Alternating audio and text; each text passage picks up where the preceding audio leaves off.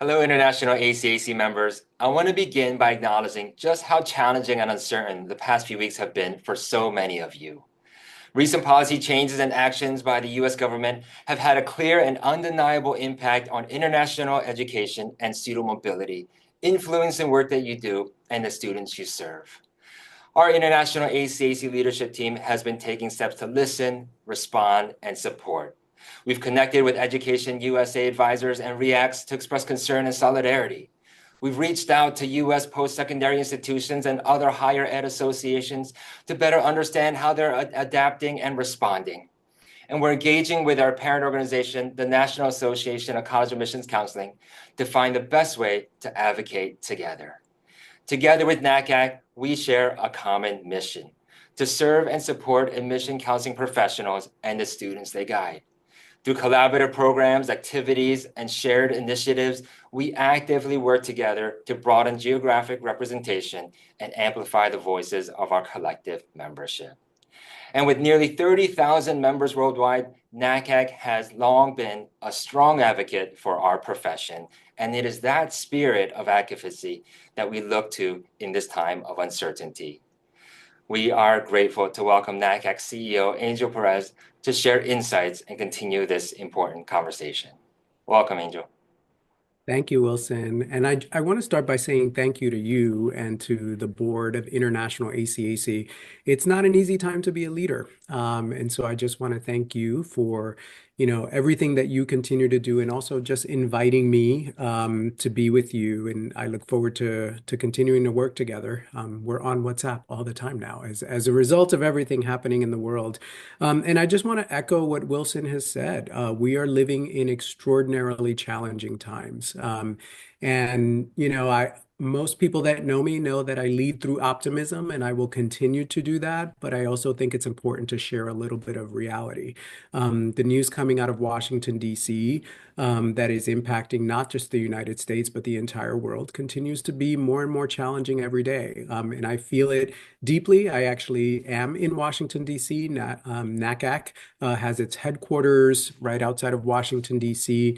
And we are an advocacy organization. Our mission actually is to empower college admission counseling professionals through education, advocacy, and community. And so we do a lot of advocacy with Congress, with legislators, anything that is going to help empower the profession. And so what I want you to know is that there is a lot that we are doing literally on a daily basis to try to work with this new administration to reverse course on some of the actions that they have taken, but also to try to mitigate some of the damage that we feel could happen as a result of some of the executive orders that you're seeing, the Dear Colleague letters, the mandates that are coming our way.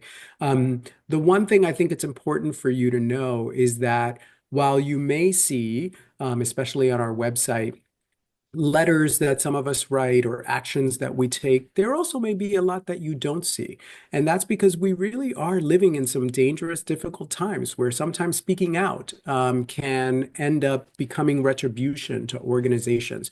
So some of the advocacy that we are doing on behalf of our members and on behalf of you serving students all over the world is happening behind the scenes, and you may not necessarily see big splashy announcements about that. And so I want to thank you for your patience. I want to thank you for the fact that you are, sort of coming together at this moment. And I also want to acknowledge something that I know really drives me and Wilson nuts, which is we don't have all of the answers. I think as leaders, you're so used to always providing answers and clarity, and we are living in a time where that's very difficult to do. The news is moving at such a rapid pace that it is difficult for us to keep up. So I think the promise that we can make is that as we know, we will continue to keep you informed.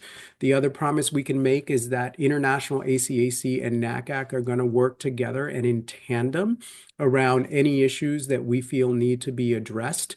And the other thing I do want to inform you is that NACAC is part of the Washington Higher Education Secretariat. So that is a group of over 50, I think we might be as large as 60 now, higher education associations, including NAFSA, which serves international students, and it's a very large international organization.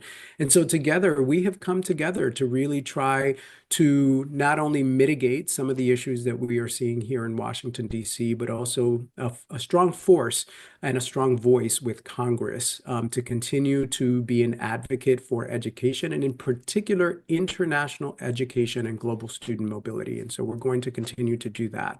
I have a couple of sort of like requests that I have been sharing with every audience that I have the honor to be with.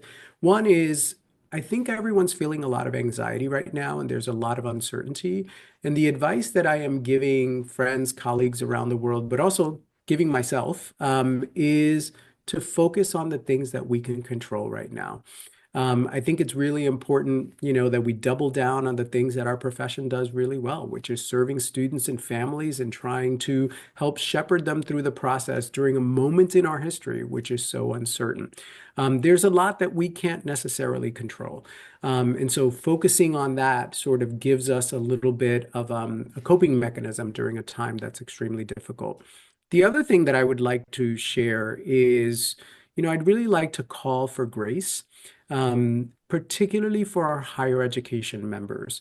It is not an easy time to be on a college campus right now. And I know that this is such an important part in the admission cycle. Students are making decisions about where they're going to attend next year.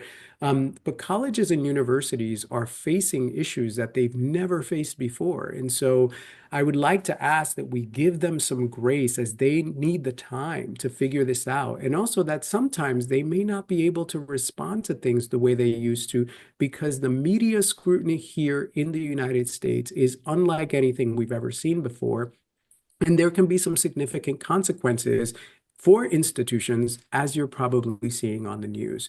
And so again, I know that colleges and universities, they want to give you all the answers. They want to be there. They want to help shepherd your students.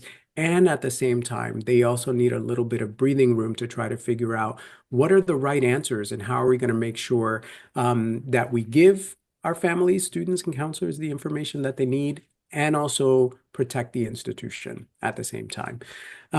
The last thing I'll say is that Wilson and I have been talking about putting together a webinar for international colleagues just to continue this conversation and to give you as many updates as we have and maybe bring in some of other colleagues who are leading organizations in the international education space. So I don't have all of the details yet, but more details in the following weeks to come. So Wilson, I'll just turn it back over to you. And again, thanks for having me. Absolutely. Thanks so much, Angel. Together, it's an important word and it's an important theme that we want to go ahead and focus on. And you talked about the webinar that you'll be hosting. We have one that we will go ahead and be hosting, and we'd love to go ahead and invite our membership to join us on April 9th for a special version of our What's the Feeling webinar called What's the Impact? And this will be a space to come together, share experiences, and build mutual support as we navigate this uncertain landscape. Thanks so much, everybody. We really hope to go ahead and see all of you there. Stronger together.